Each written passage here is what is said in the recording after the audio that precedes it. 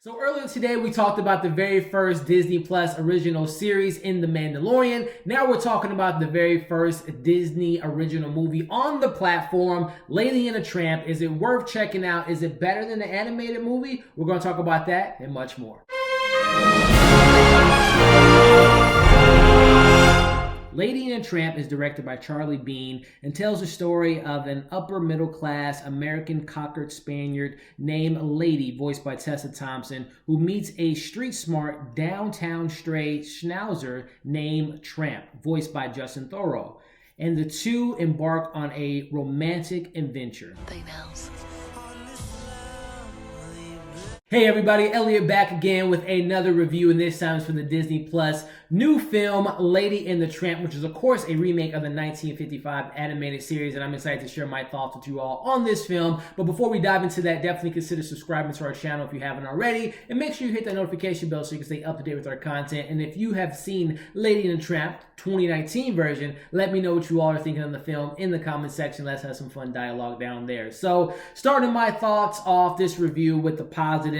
First and foremost, when it comes to the 1955 version, I've seen it once or twice, but it is not one of those Disney films I revisit. So this was kind of like a retelling of the story for me. A lot of the stuff that happened in the animated movie, I couldn't tell you what, other than that romantic scene that we get with the two dogs eating spaghetti, which we get in this film. But going into this, it was kind of brand new. So I'm here to say that for the most part, I enjoyed the experience. Again, this is a Disney Plus movie on the right platform, and we'll talk about that a little bit later as far as movie versus streaming. But as far as my home experience, it was really fun. I watched it with my dog Thor, which he's right now taking a nap. I normally like to bring him in on these dog movie reviews, but he really enjoyed it if you want to get his thoughts. But anyway, as a dog owner, it hit me in all the right spots. You know, there was definitely some cute, adorable, charming moments with the dogs, and I love that the film definitely kind of embraces the idea of adopting dogs, which I think is very important, and embracing dogs into your family. And I like cats too, but I'm definitely more of a dog person personally. But I really enjoyed that aspect.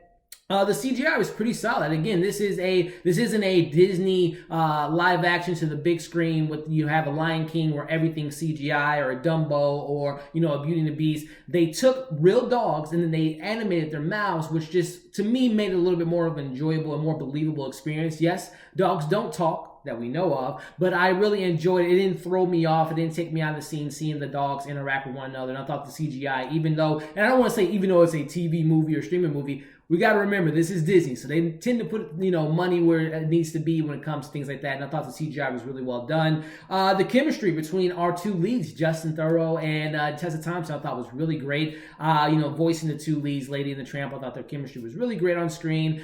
They were funny at times, they were dramatic, and had some emotional moments. I thought that their voice acting was great. But honestly, the casting of the other dogs, from Sam Elliott to Janelle Monáe and everyone else that was involved in this film, I thought they were really great. In the humans, they weren't annoying humans. Sometimes when you get like CGI movies or animal movies, sometimes the human elements might not land all the way. But I thought this film was pretty good, and I thought our two main humans of this film, played by Kiersey Clemons and Thomas Mann as the husband and wife who have Lady, and then they have a new introduction to a child being brought into the world. I thought that all that family elements really worked well, and all the humans, like I said, from Yvette, Nicole Brown, and everyone, the dog hunter or the chaser, I thought everyone did a really good job on the human side of the movie. And as far as criticisms go, a lot of the music, I'm not a big musical person as it is, even though I do appreciate a good musical, such as La La Land, which was my favorite film in 2016. And I can go on and on about certain musicals that I like, but for some reason, the musical pieces in this film didn't really land for me. They kind of fell flat. There was two that I can think of right now. There was the cat, the twin cat scenes that we have, and they had a little musical part where I thought was,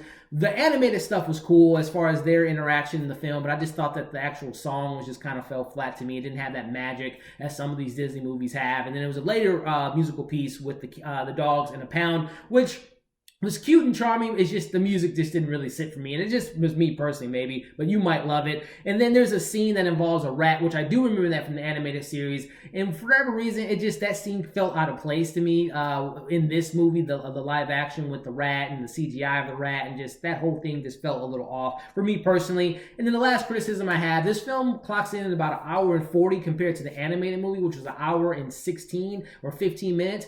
I felt that this film had a little bit of pacing issues, and again, it felt like there were some parts in the film that didn't necessarily have to be there. It could have made the film go a little bit faster in regards to that hour and 40 runtime. But overall, I gotta say this is a solid film on the Disney Plus platform. As I had posed up top, is this a film that would necessarily make people get Disney Plus?